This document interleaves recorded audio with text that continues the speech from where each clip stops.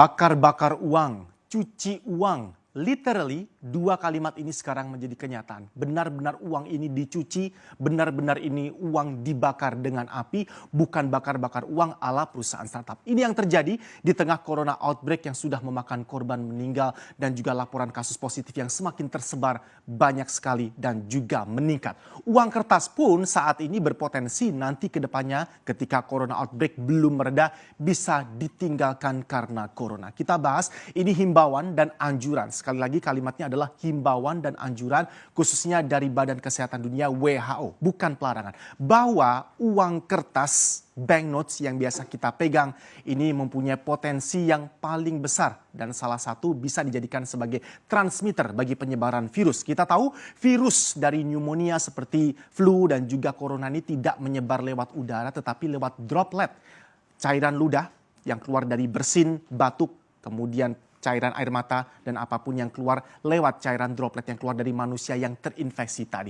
Ini adalah himbauan dari WHO, Badan Kesehatan Dunia tentang uang kertas. Dan ini langsung direspon dengan cepat hampir merata ke seluruh 100 negara saat ini mengenai kekhawatiran bahwa virus ini bisa menyebar cepat melalui peredaran uang kertas. Kita tahu benda mati berupa uang kertas atau banknote ini peredarannya perpindahan dari satu tangan ke tangan sangat cepat dan sangat mobile sekali. Bahkan dalam hitungan detik uang beredar di dunia ini memang perpindahan dan sirkulasinya tidak bisa dihitung. Sepersekian detik sudah berpindah tangan dari satu orang ke orang yang lain. Ini dikhawatirkan oleh WHO kalau kita harus lebih berhati-hati. Ini tidak disarankan atau tidak dilarang menggunakan uang kertas, tapi disarankan lebih hati-hati dalam memegang uang kertas dan perlakuan kita akan uang kertas. Maklumat ini dikeluarkan di 8 Maret 2020 bahwa ada potensi besar virus tadi bisa menempel di permukaan banknote atau uang kertas yang sering kita gunakan untuk transaksi sehari-hari. Ada kemungkinan COVID-19 bisa berpindah tangan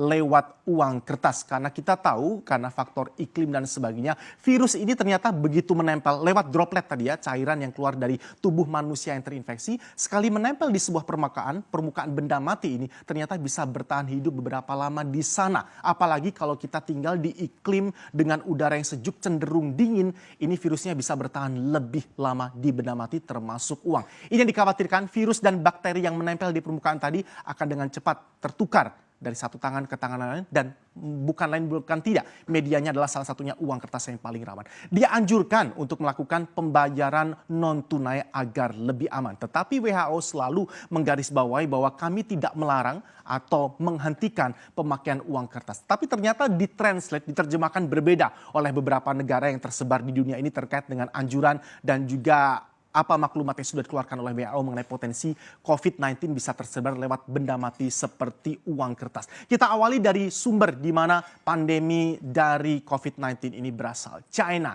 ini yang kita bilang tadi, uangnya dicuci.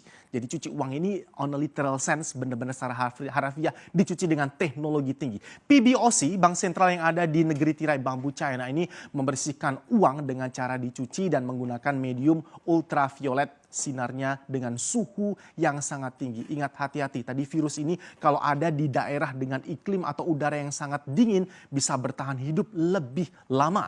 Jadi dengan suhu tinggi ultraviolet uangnya dicuci oleh Bank Sentral Amerika Serikat. Bank Sentral China. Bank Sentral China atau PBOC, People's Bank of China juga menganjurkan dan meminta untuk mengembalikan uang kertas yang beredar berasal dari zona merah. Ini adalah daerah-daerah yang paling rawan beresiko tinggi dari laporan-laporan COVID-19 berasal dan juga sebaran paling banyak di negeri China. Bank Sentral China meminta uang kertas yang beredar dari zona merah tadi segera dikembalikan dan ada report yang sangat terstruktur dan rapi di sana. Sehingga uang-uang tadi dikembalikan, akhirnya disterilkan untuk dikembalikan lagi ke para pengguna uang di negara tersebut masyarakat. Dan tidak tanggung-tanggung, tidak hanya disterilkan. Bagi Bank China, menurut perspektif mereka kalau uang ini memang benar-benar ternyata terdeteksi bakterinya paling tinggi atau berasal dari daerah utama zona merah dari penyebaran virus COVID-19 akan dibakar karena berpotensi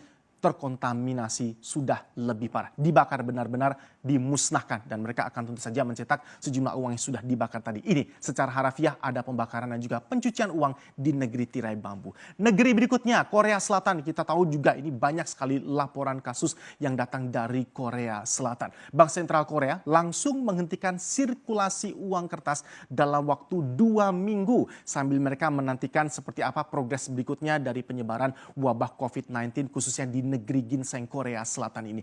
Ada juga sama seperti tirai bambu, mereka membakar sebagian besar uang kertas untuk bisa membatasi penyebaran virus, khususnya uang kertas yang didetek atau tadi ya ada report mereka bisa trace back dengan kecanggihan teknologi dari Bank Sentral tadi. Uang ini berasal dari zona paling rawan penyebaran COVID-19 di negeri ginseng. Dibakar dan juga bahkan dihentikan saat itu juga sirkulasinya dalam waktu 2 minggu paling tidak selama wabah ini masih terus mengganas.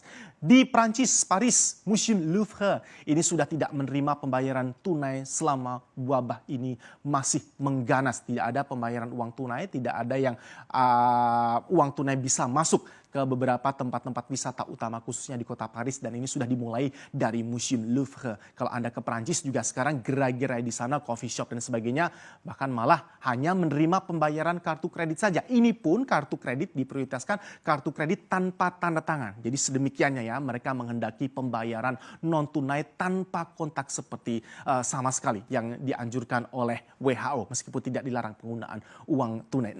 Masih ada pertanyaan juga nih dari negara Inggris misalnya. Karena Bank of England, BOE, tidak serta-merta menerjemahkan tadi dengan melakukan hal serupa kebijakan. Karena BOE, Bank of England, Bank Sentralnya Inggris Raya mengatakan tidak hanya uang kok. Dan uang ini bukan berarti ditempatkan di resiko paling tinggi. Karena droplet atau cairan tubuh manusia yang terinfeksi tadi bisa menempel di benda mati apapun. Meja, kemudian permukaan handle di dalam kereta, di dalam taksi, pesawat dan sebagainya. Sehingga BOE mengatakan belum perlu diambil tindakan setegas membakar uang atau mencuci uang sebagaimana yang sudah dilakukan beberapa negara. Begitu maklumat dari WHO tadi keluar. Jadi Bank of England tetap bersikukuh belum akan melakukan pembakaran ataupun pencucian uang secara literally tadi ya. Amerika Serikat pun juga belum mengeluarkan statement seperti apa begitu ada maklumat WHO. Amerika Serikat ingat uang mereka ini spesifik juga. Tidak hanya murni dari kertas tapi juga ada campuran kainnya. Sehingga ini menimbulkan pertanyaan kalau uang kertas dolar Amerika Serikat greenback yang kita pegang dan menjadi kiblat mata uang lainnya ini apakah juga cukup aman? Tapi Amerika Serikat yang jelas belum ada statement apapun. Mengingat juga ini bahan baku utama dari dolar Amerika Serikat ternyata tidak murni kertas. Tetapi ada campuran kain di sana untuk greenback. Di Louvre tidak menerima pembayaran tunai. Ada pertanyaan juga mengapa apakah dengan pembayaran non tunai berarti dengan demikian lebih aman. Karena kalau kita pembayaran digital pun menggunakan gadget seperti ini, ternyata HP kita pun ini paling rawan terkena droplet.